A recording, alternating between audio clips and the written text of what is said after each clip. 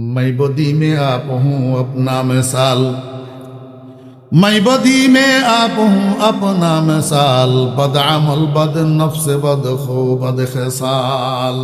या अल्लाह, আমার মতো খারাপ মানুষ দুনিয়াতে আর নাই, আমার চেয়ে গুনাহগার এই দুনিয়াতে আর নাই, আমার মতো ফোঁসা গান্দা মানুষ দুনিয়াতে আর নেই।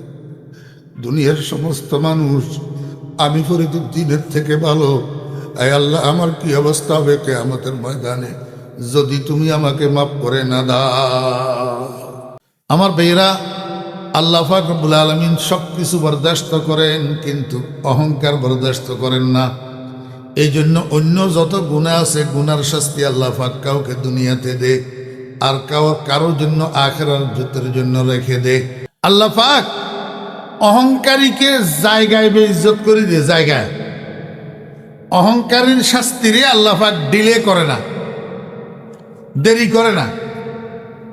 অহংকারীকে আল্লাহ পাক জায়গায় জলেই করে দে, রসওয়া করে দে।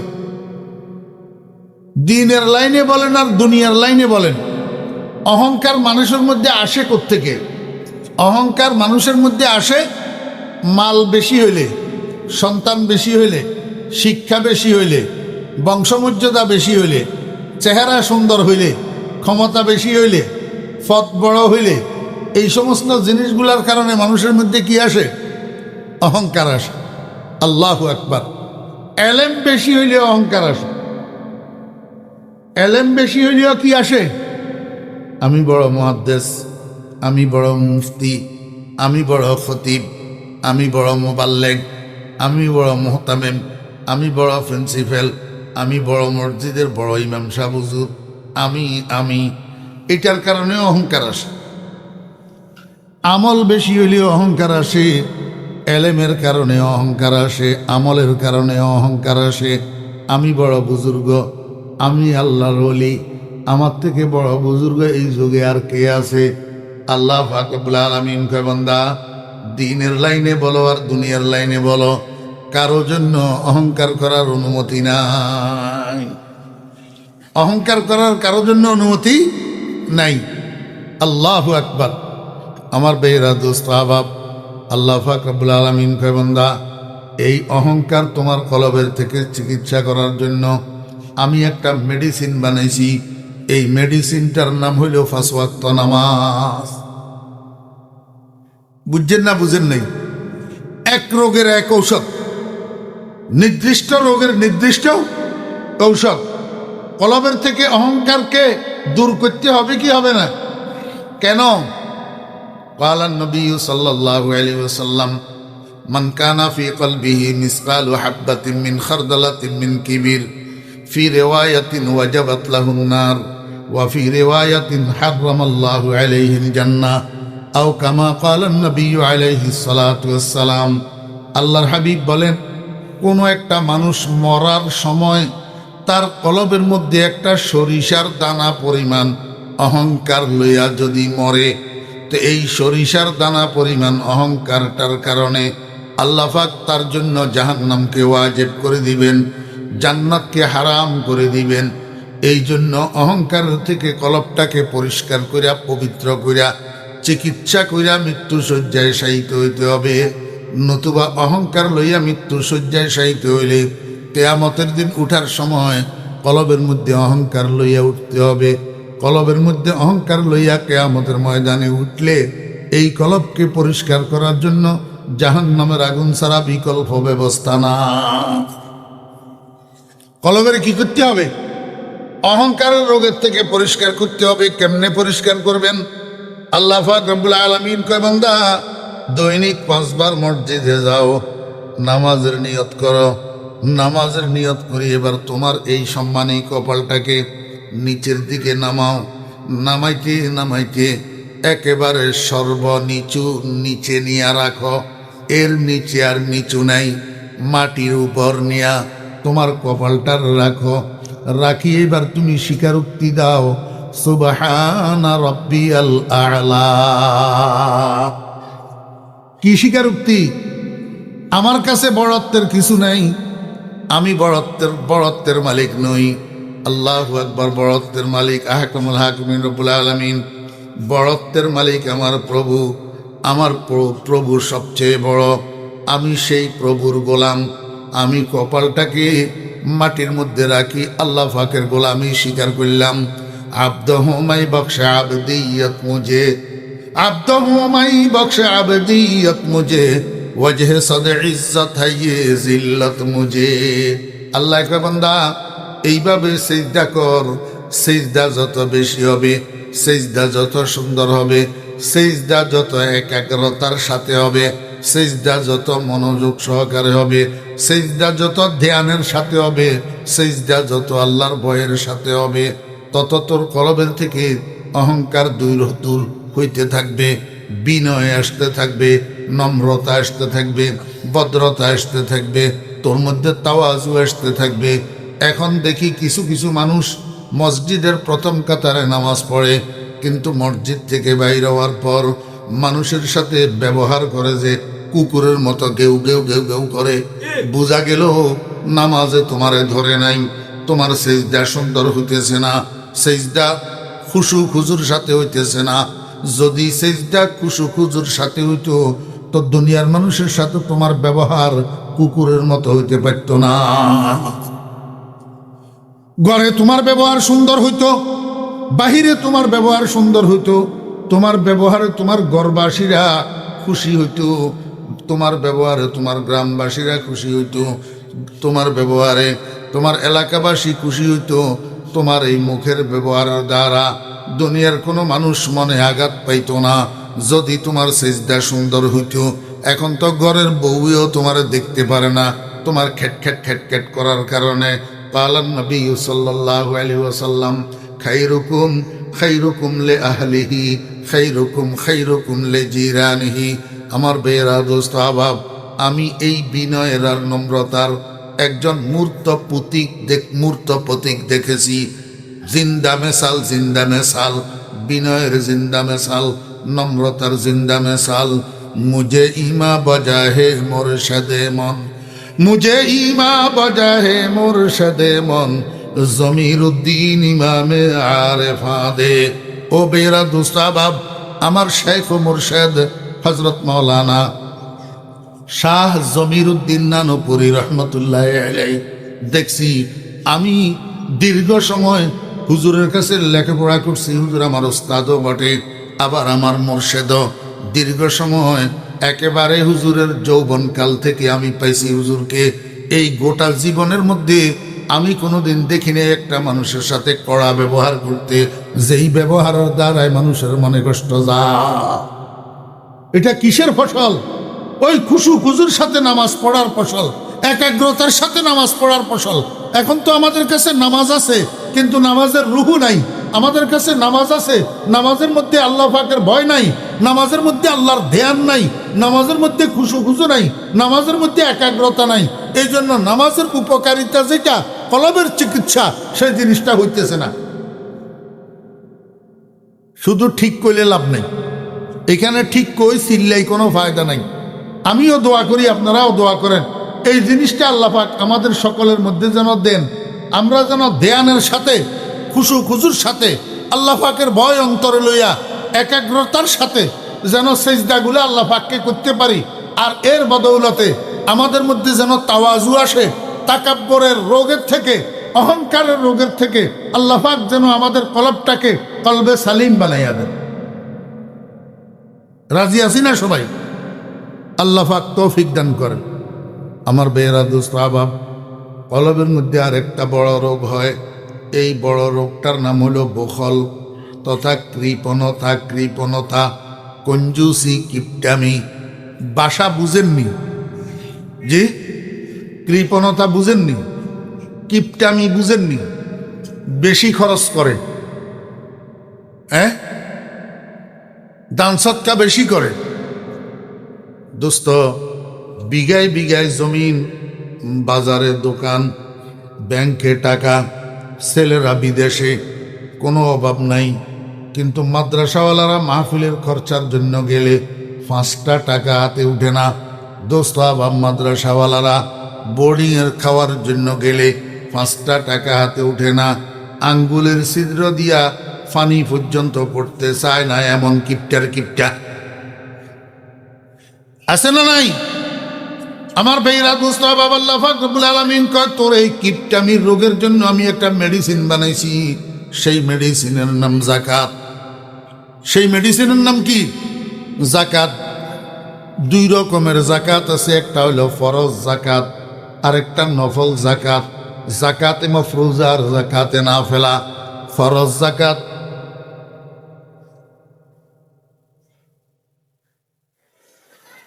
ফরজ যাকাত নেসাবের মালিক যারা তাদের উপর। কথা বুঝছেন না বুঝেননি? যারা বড় ধনী নেসাবের মালিক এরা বছরে একবার শতকরা 2.5 টাকা, 1025 টাকা, 1,02,500 টাকা প্রতি বছরে একবার মাল হিসাব করি গরিবদের মধ্যে দিতে হবে। এটা হইল ফরজ যাকাত। আর একটা নফল যাকাত আছে, যারা নেসাব পরিমাণ মালের মালিক না, ধনী না, কিন্তু সচ্ছল, কিন্তু কি সচ্ছল, রুজি করতেছে আল্লাহর রহমতে, সচ্ছলতার সাথে ফ্যামিলি চালাইতেছে, পরিবার চালাইতেছে। আল্লাহ কয় বান্দা তুই কি করবি? যাহা রুজি করবি তার 10 ভাগের 9 ভাগ তোর পরিবারের জন্য খরচ করবি, আর 1 ভাগ আমার রাস্তায় দান সদকা করবি। 1000 টাকা রুজি করবি, 900 টাকা পরিবারের জন্য খরচ করবি, 100 টাকা গরিব দুঃখীদের মধ্যে বিতরণ করবি, মাদ্রাসা মসজিদে চাঁদা দিবি। 10,000 টাকা রুজি করলে মাসে 9,000 টাকা তোর পরিবারের জন্য খরচ করবি। কমপক্ষে 1,000 টাকা আমার রাস্তায় দান সদকা করবি। এইভাবে যদি আল্লাহু আকবার ফরজ যাকাত আর নফল সদকা চলতে থাকে, তোর কলবের মধ্যে কৃপণতার রোগ, বখলের রোগ আর থাকবে না। আর একটা রোগ মানুষের কলবের মধ্যে তৈরি হয়, ও বেইরা দোস্ত আবাব, এই রোগটার নাম হলো আদমে মুসাওয়াত। আদমে মুসাওয়াত তথা অসাম্যতা। আমার বেইরা এই রোগটা সাধারণত বড় বড় ধনীদের মধ্যে হয়। ধনের অহংকারের কারণে ধনীদের কলবের মধ্যে এই আদমে মুসাওয়াতের রোগটা হয়, অসাম্যতার রোগ। আপনারা আমাকে বলেন না, দুনিয়াতে আসার সময় রাজা আর প্রজা, শিক্ষিত আর অশিক্ষিত, ধনী আর গরিব সবাই এক পোশাকে এক রকমে আসে না? বেশ কম একরকম। জি ও বেইরা দোস্ত আবাব, প্রেসিডেন্ট মহোদয় সাফারি স্যুট গায়ে দিয়া মায়ের পেটের থেকে বাইর হয়, আর রিক্সা ড্রাইভার আব্দুল করিম বাইর হয় ল্যাংটা। এমন নাকি? না, দুজন সমান। আবার দুনিয়ার থেকে যাওয়ার সময় দোস্ত আহবাবরা প্রেসিডেন্ট মহোদয়কে 600 টাকা গজের টরে কাপড় দিয়া কাফনের কাপড় পরানো হয় না।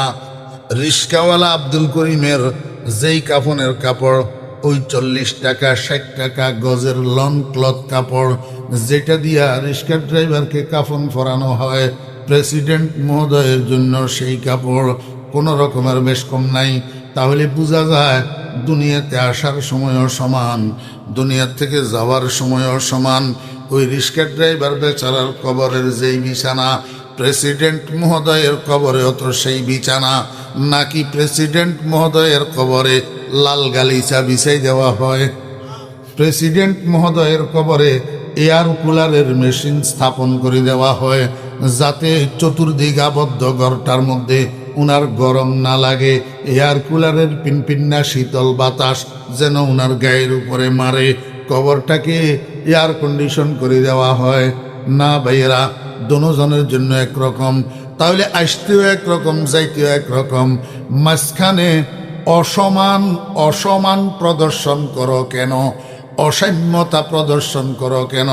তোমার আল্লাহ দনের দিক থেকে একটু বড় বানাইছে, এই জন্য নিচু শ্রেণীর মানুষগুলার সাথে নিজেকে উঁচু শ্রেণীর বাসিন্দা মনে করিয়া নিচু শ্রেণীর মানুষগুলার সাথে তুচ্ছতাচ্ছিল্যের ব্যবহার করো কেন?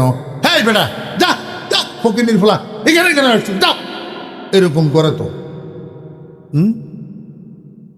নিচু মনে করে যে, নিজেকে উঁচু মনে করে যে। আল্লাহ পাক রব্বুল আলামিনকে বান্দা, এইটার জন্য আমি একটা মেডিসিন বানাইছি। এই মেডিসিনটার নাম হলো হজ। মেডিসিনটার নাম কি? হজ।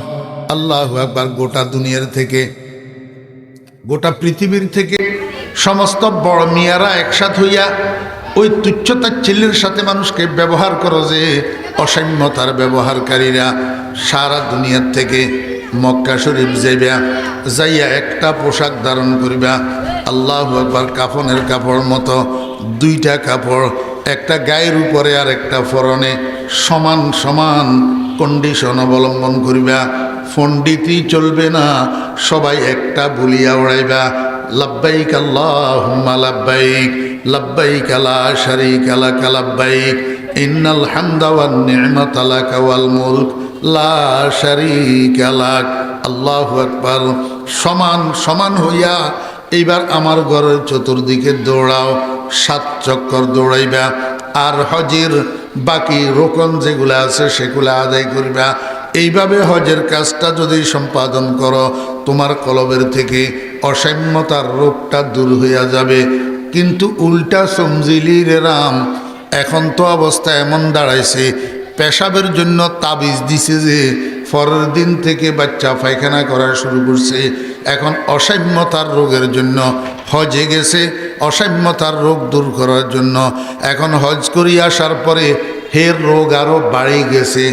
এখন কয়, এই বেটা, আমারে হাজি সাপ কেন বললি না, আমার নামের উপর আলহাজ কেন লেখলি না বেয়াদব? দেখছেন নি তামাশা? রোগের চিকিৎসা হয়েছে না বাড়ছে?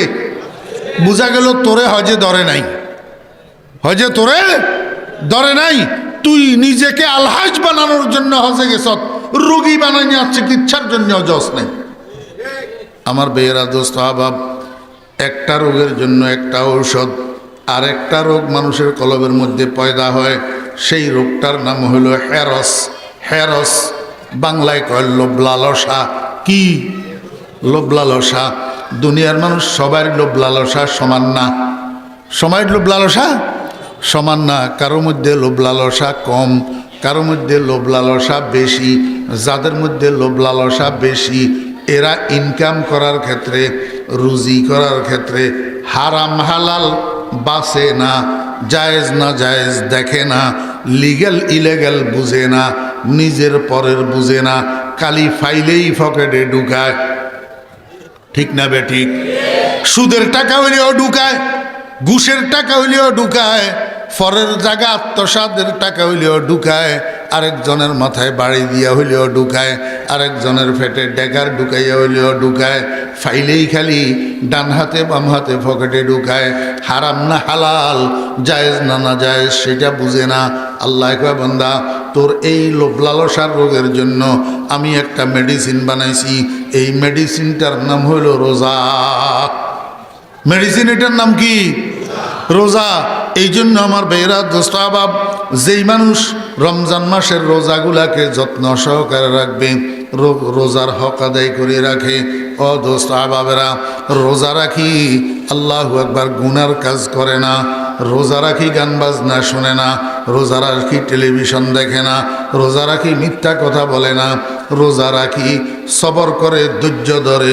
ওয়াহুয়া শাহরুস সবর ওয়া সবরু সাওয়াবুহুল জান্নাহ। আল্লাহর হাবিব বলেন, রোজার মাস ধৈর্য ধারণ করার মাস, আর ধৈর্য ধারণের বিনিময় হইল একমাত্র জান্নাত, একমাত্র জান্নাত। ও রোজাদাররা, রোজার মাসে ধৈর্য ধারণ করিবা। কি ধৈর্য ধারণ করিবা? রোজা রাখি রাস্তাঘাটে হাটে বাজারে খালি ঝগড়া করিও না। ঘরের মধ্যে মহিলাদের সাথে ইফতারির আইটেম একটা কম হইলে, ইফতারি আনতে একটু দেরি হইলে মহিলাদের সাথে ঝগড়া লাগাইও না। ঝগড়া করা আল্লাহু আকবার রমজানের হক আদায় করার পরিপন্থী। এই জন্য কেউ যদি রমজানের হক আদায় করি, যত্ন সহকারে রমজান মাসের রোজাগুলা রাখে, আর মাঝে মধ্যে বৎসরের যে সমস্ত নফল রোজাগুলো আছে, শবে বরাতের রোজা, আশুরার রোজা, দোস্ত আহবাব, জিলহজ মাসের 1 তারিখ থেকে 9 তারিখ পর্যন্ত রোজা, বিশেষ করে আরফার দিনের রোজা, প্রতি মাসের 13, 14, 15 তারিখ আইয়ামে বীজের রোজা, এই রোজাগুলা যারা রাখে, এক কথায় রোজার এহতেমাম যদি কেউ করে, তার কলবের থেকে দুনিয়ার লোভ লালসার রোগটা বাইর হইয়া যাবে। নিজের জন্য হালাল হইলে সেদিকে হাত বাড়াবে, হারাম হইলে ইলিগাল হইলে নাজায়েজ হইলে সেদিকে তার হাত বাড়বে না।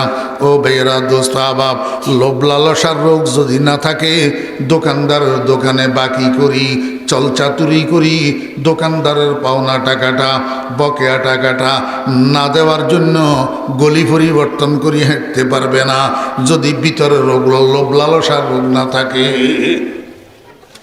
রোগ এগুলো আমাদের মধ্যে আছে না নাই?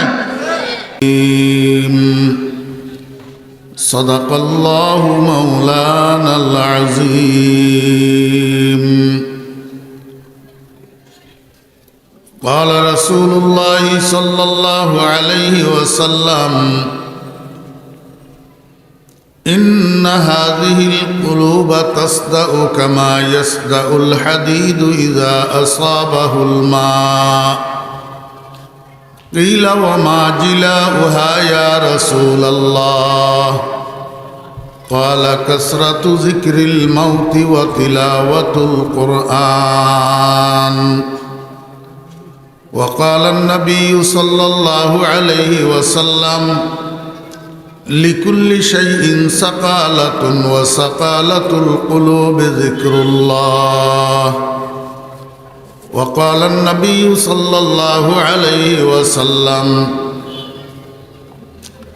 كنت نهيتكم عن زيارة القبور ألا فزوروها فإنها تزهدكم عن الدنيا وتذكركم الآخرة أو كما قال النبي عليه الصلاة والسلام.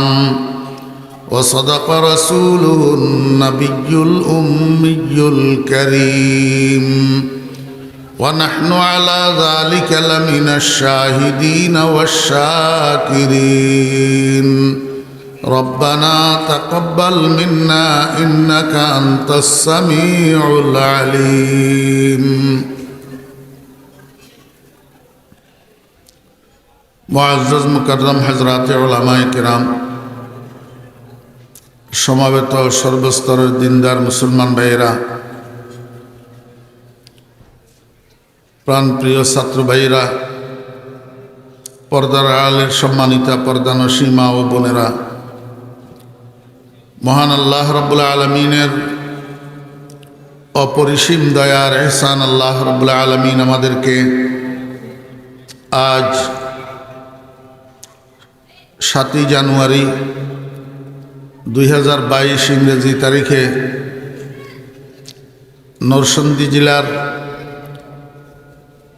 স্বনামধন্য দ্বীনি শিক্ষা প্রতিষ্ঠান জামিয়া ইসলামিয়া দারুল উলুম রায়পুরার উদ্যোগে আয়োজিত এই মহতী ইসলামী সম্মেলনে আমাদেরকে অংশগ্রহণ করার তৌফিক দিয়েছেন।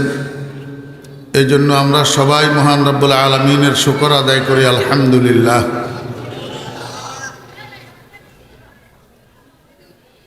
সবাই বলেন নাই আলহামদুলিল্লাহটা বললে সওয়াব না গুনাহ?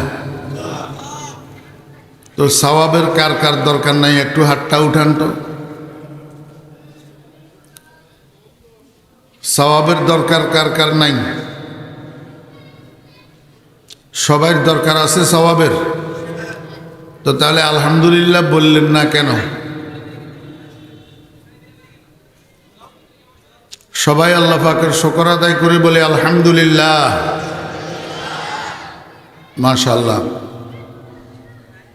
আমি খুতবার পরে আপনাদের সামনে আল্লাহ পাকের পবিত্র কালামের ছোট্ট একখানা আয়াতে কারিমা তিলাওয়াত করেছি এবং সেই সাথে আমাদের সকলের প্রিয় নবী সরকার দো আলম জনাবে মোহাম্মদুর রাসূলুল্লাহ সাল্লাল্লাহু আলাইহি ওয়াসাল্লামের ছোট ছোট 3খানা হাদিস শরীফ আপনাদের সামনে পাঠ করেছি।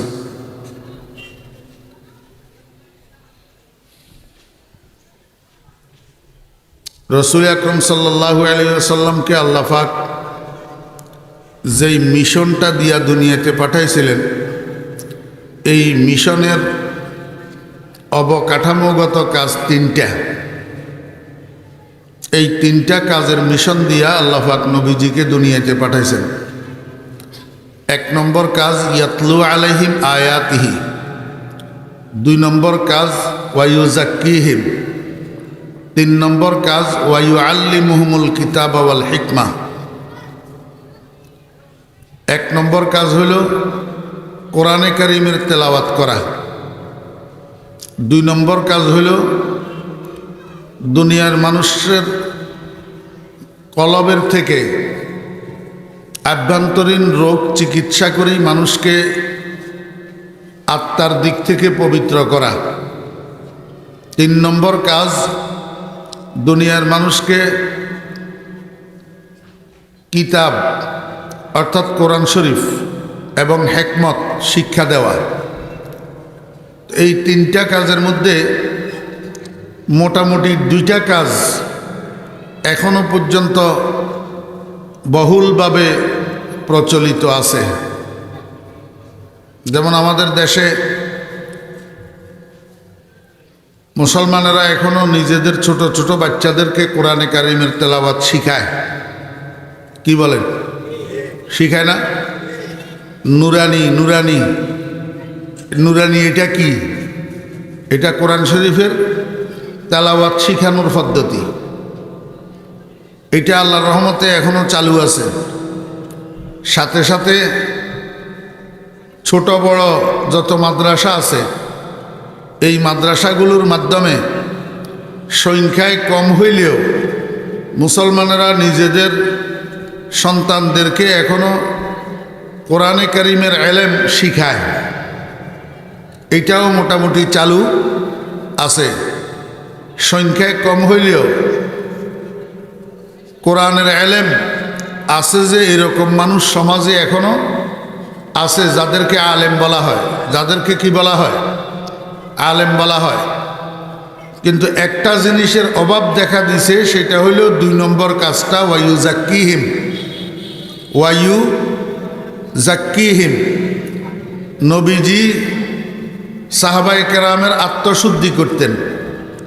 সাহাবায়ে কেরামকে কলবের রোগের থেকে চিকিৎসা করিয়া পবিত্র বানাইয়া রসুল আকরম সাল্লাল্লাহু আলাইহি ওয়াসাল্লাম দুনিয়ার থেকে বিদায় নিছেন। এই কাজটাও সাহাবায়ে কেরামের মধ্যে চালু ছিল। সাহাবায়ে কেরামও এই কাজটা করে গেছেন, তাবেঈনেরাও করে গেছেন, তবে তাবেঈনেরাও করে গেছেন। এমনকি পরবর্তী পর্যায় পর্যন্ত অনেক দিন শত শত বৎসর এই কাজটা চালু ছিল। কিন্তু বর্তমান আখেরি জামানায় আসি এই কাজটার মধ্যে ভাটা পড়ছে। এখন মানুষ আত্মশুদ্ধি কি জিনিস এটা বুঝেও না। আত্মশুদ্ধি হলো মানুষের শরীরের মধ্যে যেরকম রোগ হয় কলবের মধ্যেও এরকম রোগ হয়। শরীরের রোগ হয় অখাদ্য কুখাদ্য খাওয়ার কারণে, আর কলবের রোগ হয় গুনার কারণে। শরীর অসুস্থ হলে যেরকম চিকিৎসা করা লাগে কলবকেও চিকিৎসা করা লাগে। কেন? আল্লাহ পাক বলেন ইয়াউমা লা ইয়ানফাউ মালুন ওয়ালা বানুন। কিয়ামতের দিন তোমার সম্পদ এবং সন্তান কোনো কাজে আসবে না, কোনো উপকারে আসবে না। তোমার মাল, তোমার আওলাদ কোনোটা উপকারে আসবে না। উপকারে আসবে কি? ইল্লা মান আতাল্লাহ বিকলবিন সালিম।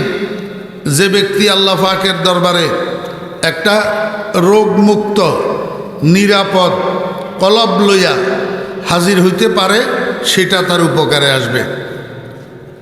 এই জন্য কলবকে চিকিৎসা করার দরকার। আমার ভাইয়েরা, কলবের চিকিৎসার যে মেডিসিন এটা দুই প্রকার। কয় প্রকার? মনোযোগ আসেনি সবাই? জি, সবাই মনোযোগ আছে? মনোযোগ সহকারে শুনতেছেন? কথা শুনি মুখস্থ রাখতে পারবেন? এখান থেকে নিয়ে যেতে পারবেন? শুধু এমনি ব্যাটকাই শুনলে কোনো লাভ নাই যদি কথা মনে না থাকে।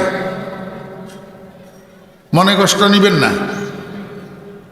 এখন তো এইটা শুরু হয়েছে। এখান থেকে দু চারটা কথা যদি মুখস্থ করে উঠতে না পারেন সাথে করে নিয়ে যেতে না পারেন তো এই সোনার কোনো মূল্য নেই। কলবের রোগের চিকিৎসা করা যায় এমন মেডিসিনগুলা কয় প্রকার? 2 প্রকার। ওই মুরব্বী এতক্ষণ পর্যন্ত চিল্লাইতেছি না, ওইদিকে তাকাই তাকাই কথা কয়। তো এবারে আমার মাথা গরম হয়ে যাবে। অমনোযোগী মানুষ দেখলেই মাথা গরম হয়ে যায়। কষ্ট করেই বসছেন, অন্যদিকে তাকান কেন? কলবের রোগের চিকিৎসা করা যায়, ঔষধগুলা কয় প্রকার? 2 প্রকার। এক প্রকারের ঔষধ আছে, একটা রোগের জন্য একটা ঔষধ নির্দিষ্ট। এই ঔষধটা এই রোগটা ছাড়া অন্য রোগের কাজ করে না। যেমন আমাদের দেশে গ্যাস্ট্রিক নামে একটা রোগ আসেনি, এই গ্যাস্ট্রিকের ঔষধ যেটা, এটা শুধু গ্যাস্ট্রিকের কাজ করে, অন্য কাজ করে না। গ্রুপ আছে, নিচের গ্রুপ, উপরের group, lower group, higher group, হ্যাঁ, কম দামি, বেশ দামি, বিভিন্ন ঔষধ আছে। কিন্তু সবগুলা গ্রুপে, সবগুলা ঔষধে শুধু গ্যাস্ট্রিকের কাজ করে, অন্য কাজ করবে না। ঠিক আছে না? আর কতগুলা ঔষধ আছে অ্যান্টিবায়োটিক ঔষধ, কমান্ড মেডিসিন। এগুলা একটা ওষুধে 10, 20টা, 30টা পর্যন্ত রোগের কাজ করে। আবার এই যে অ্যান্টিবায়োটিক যেগুলা একটা ঔষধে 10, 20টা রোগের কাজ করে, এগুলা আবার গ্যাস্ট্রিক বাড়ায়। ডাক্তাররা দেখবেন হাই অ্যান্টিবায়োটিক দিলে এইটার সাথে গ্যাস্ট্রিকের ঔষধ লাগাই দিয়ে। কথা বুঝছেন না বুঝেন নাই? কলবের চিকিৎসা হয় যে এই ঔষধগুলাও এরকম 2 প্রকারের ঔষধ আছে। কতগুলা ঔষধ আছে নির্দিষ্ট, একটা রোগের জন্য একটা ঔষধ, একটা রোগের জন্য একটা মেডিসিন। এই মেডিসিনটা এই রোগের কাজ করে, অন্য রোগের কাজ করে না। এমন বড় বড় রোগ 5টা আছে কলবে। কয়টা? 5টা। যেই 5টা রোগের জন্য 5টা মেডিসিন নির্ধারিত। এই রোগগুলোর মধ্যে সবচেয়ে বড় রোগ হইল শিরিক আর কুফর। শিরিক আর কুফর, এর চেয়ে বড় আর কোনো রোগ নাই। আল্লাহ পাক রব্বুল আলামিন এই রোগের মেডিসিন বানাইছে কালিমা। কি? কালিমা। কালিমায়ে তৈয়বা, কালিমায়ে শাহাদাত। কালিমায়ে তৈয়বা, কালিমায়ে শাহাদাত জানেননি সবাই? সে কালিমায়ে তৈয়বা সবাই পড়েন?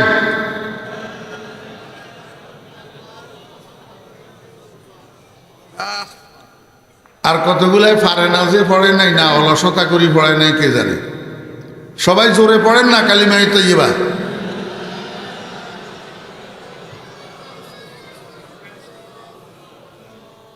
দুই ফাট। কালিমায়ে তৈয়বার মধ্যে কয় ফাট? 2 ফাট। প্রথম ফাট হইল তাওহীদ, দ্বিতীয় ফাট হইল রেসালত। 2টা জিনিসের স্বীকারোক্তি, একটা তাওহীদের স্বীকারোক্তি আর একটা রেসালতের স্বীকারোক্তি। লা ইলাহা ইল্লাল্লাহ, আল্লাহ ছাড়া কোনো মাবুদ নাই, এটা হলো তাওহীদের স্বীকারোক্তি। আর মুহাম্মাদুর রাসূলুল্লাহ, এটা হলো রেসালতের স্বীকারোক্তি। আরেকটা আছে কালিমায়ে শাহাদাত, এটা পারেননি সবাই? আশহাদু আল্লা ইলাহা ইল্লাল্লাহ ওয়া আশহাদু আন্না মুহাম্মাদান আবদুহু ওয়া রাসূলুহু, এটা হলো কালিমায়ে শাহাদাত। এটার মধ্যেও 2 ফাট, 2টা জিনিসের সাক্ষ্য দেওয়া, একটা তাওহীদের সাক্ষ্য দেওয়া আর একটা রেসালতের সাক্ষ্য দেওয়া। এই 2টা কালিমা শিরিক আর কুফরের রোগের মেডিসিন। বুঝছেন না বুঝেন নাই? যত জটিল কুফর আর জটিল শিরিক হোক, যত পুরাতন কুফর আর পুরাতন শিরিক হোক, 50 বছর পর্যন্ত একটা মানুষ হিন্দু, 60 বছর পর্যন্ত একটা মানুষ ইহুদি, 70 বছর পর্যন্ত একটা মানুষ খ্রিস্টান। এই বয়সেও যদি অন্তরের বিশ্বাসের সাথে একবার পড়ে লা ইলাহা ইল্লাল্লাহু মুহাম্মাদুর রাসূলুল্লাহ, কলবের থেকে শিরিক আর কুফর দুইয়া মুচ্ছা বাইর হয়ে যাবে। এত পাওয়ারফুল মেডিসিন এটা।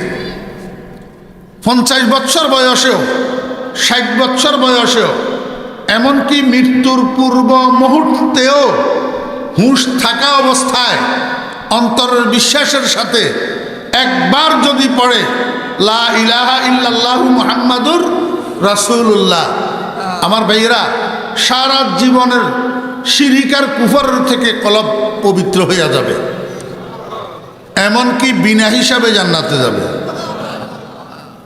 ক্বালান নবী সাল্লাল্লাহু আলাইহি ওয়াসাল্লাম মান কানা আখিরু কালামিহি লা ইলাহা ইল্লাল্লাহ দাখালাল জান্নাহ আও কামা ক্বালান নবী আলাইহিস সালাতু ওয়াস সালাম। আমার বাড়ি ফেনী জেলায় ছাগলনাইয়া থানায়। আমাদের ছাগলনাইয়া বাজারে একটা মুসি ছিল। মুসি বুঝেননি? কি করে? জুতা সেলাই করে। মুসি নাম ছিল রাম ভরসা। কি নাম? বেশি দিন আগের কথা না, আমি নিজেও রাম ভরসার থেকে জুতা সেলাই করাইছি। রাম ভরসার থেকে। এই রাম ভরসা বয়স আমার মনে হয় 55-60 হবে। অসুস্থ হয়েছে। তো অসুস্থ হয়েছে পরে রাম ভরসারে নিয়ে ছাগলনাইয়া সরকারি হাসপাতালে ভর্তি করছে। 1 সপ্তাহ হাসপাতালে ভর্তি ছিল।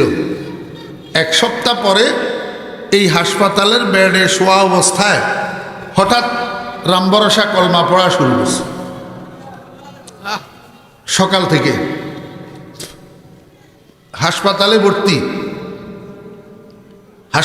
ভর্তি অবস্থায় হাসপাতালের বেডে শুইয়া শুইয়া সকাল থেকে কি শুরু করছে? লা ইলাহা ইল্লাল্লাহু মুহাম্মাদুর রাসূলুল্লাহ। চতুর্দিকে খবর এটা চড়াইয়া পড়ছে। মানুষ দলে দলে হাসপাতালে ছুটতেছে ওই রাম ভরসার কলমা পড়া শোনার জন্য, দেখার জন্য। আমার ভাইয়েরা, দোস্ত আহবাব, জোহরের ওয়াক্ত পর্যন্ত রাম ভরসা কলমা পড়ছি। জোহরের সময় কলমা পড়তে পড়তে দুনিয়ার থেকে বিদায় হইয়া গেছে, মরে গেছে। এবার হিন্দু মুসলমান টানাটানি লাগাইছে রাম ভরসার লাশ লইয়া। মুসলমানে কয় রাম ভরসা কলমা পড়তে পড়তে মারা গেছে, সে ইমানদার হইয়া মারা গেছে, আমরা তাকে নবীজির সুন্নত মোতাবেক গোসল দিয়া জানাজা পড়িয়া মুসলমানের কবরস্থানে দাফন করব। হিন্দুরা কয় অসম্ভব, এটা আমাদের জাতি, সারা জীবন আমরা আমাদের ধর্ম অনুযায়ী তাকে পোড়াবো। শেষ পর্যন্ত এটা নিয়ে বিচার বসছে। বিচারে মুসলমানদের পক্ষে ডিগ্রি হয়েছে। মুসলমানেরা রাম ভরসারে নিয়ে গোসল দিয়া মুসলমানের কবরস্থানে জানাজা পড়ি দাফন করছে। সারা জীবন হিন্দু, সারা জীবন।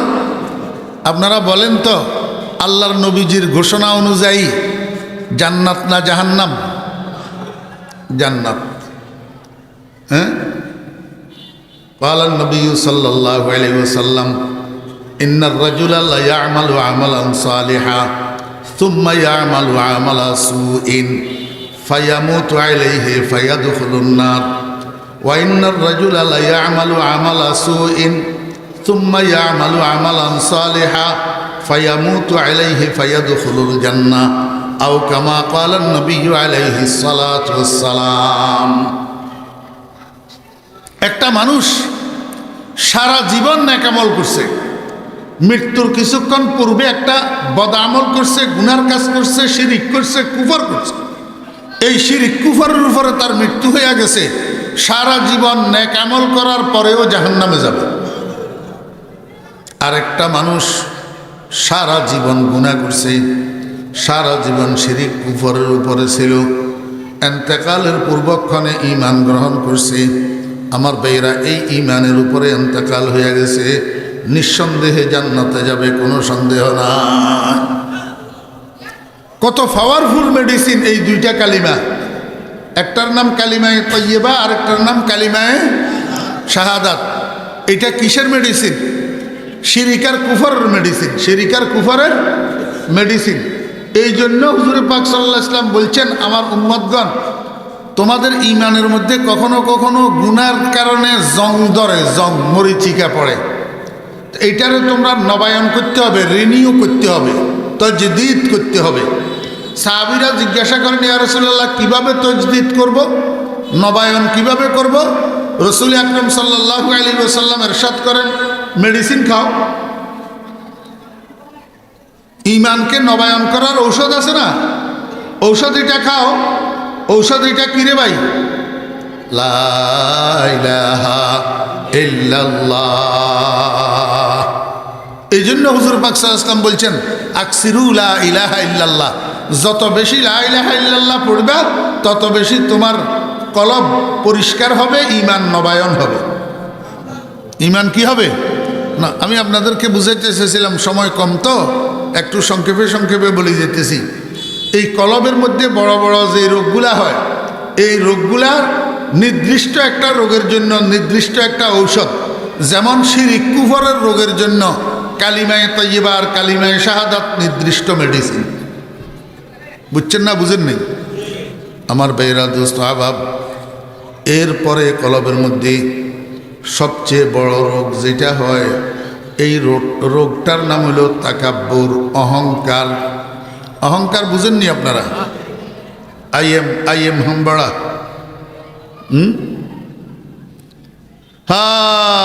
ধনী বলেন, গরিব বলেন, শিক্ষিত বলেন, অশিক্ষিত বলেন, কালো বলেন, ফর্সা বলেন, যেই কোনো লেভেলের, যেই কোনো স্তরের, যেই কোনো প্রেক্ষাপটের মানুষ, কেউ নিজেকে ছোট মনে করতে রাজি নেই, নিজেকে ছোট জানতে রাজি নেই। সবাই মনে করে আমি কি তোমার থেকে কম বুঝিনি, আমি কি তোমার থেকে কম নাকি, আমি কি তোমার থেকে কম নাকি, এই কথাটা হইল অহংকার। এই কথাটা কি? অহংকার। অহংকারের বিপরীত শব্দ হইল তাওয়াজু। অহংকারের বিপরীত শব্দ কি? তাওয়াজু। তাওয়াজু মানি বলেন না, তাওয়াজু মানি বিনয়। বিনয়, তাওয়াজু মানে কি? বিনয়। বিনয় কি?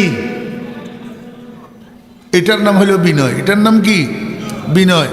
যে নিজেকে খারাপ মনে করে সে আরেকজনের সাথে ঝগড়া করে না। অথচ ঝগড়া তো ওই মানুষে করে যে নিজেকে বড় মনে করে, অহংকার করে। বুঝছেন না, বুঝেন নেই? মানুষের কলবের মধ্যে, ইমানদারের কলবের মধ্যে বড় রোগ যেটা হয়, সবচেয়ে বড় রোগ, এটার নাম হলো তাকাব্বুর, অহংকার। অথচ এই রোগটা ইবলিসের রোগ। কার রোগ? ইবলিসের রোগ। আদম আলাইহিস সালামকে সিজদা করার জন্য যখন বলা হয়েছিল, ইবলিস বলছিল আমি আদমের থেকে ভালো, আমি কেন তাকে সিজদা করব? আনা খায়রুম মিনহু খালাকতানি মিন নার ওয়া খালাকতাহু মিন তিন।